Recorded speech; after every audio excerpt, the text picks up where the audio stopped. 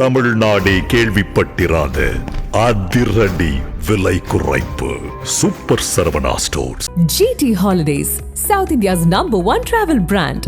You know you are special when you're with GT Holidays. பழைய நகையை கொடுத்து by to 11 monthsல அதே அடைக்கு புது நகையை எடுத்துக்கோங்க. எக்ஸ்ட்ராவா ₹1 தர வேண்டாம். Magic old gold exchange.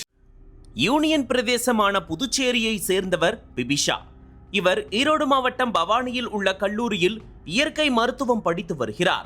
பிபிஷா படிக்கும் கல்லூரியில் பணியாற்றும் பேராசிரியரின் திருமணம் விழுப்புரத்தில் நடந்துள்ளது. இதற்காக பிபிஷாவும் அவருடன் படிக்கும் தோழிகளான ஸ்வேதா, தீபிகா மற்றும் ராஜலட்சுமி உள்ளிட்ட சிலர் புதுச்சேரிக்கு வந்துள்ளனர். இதில் 24 வயதான ராஜலட்சுமி இயற்கை மருத்துவராக பயிற்சி பெற்று வருகிறார்.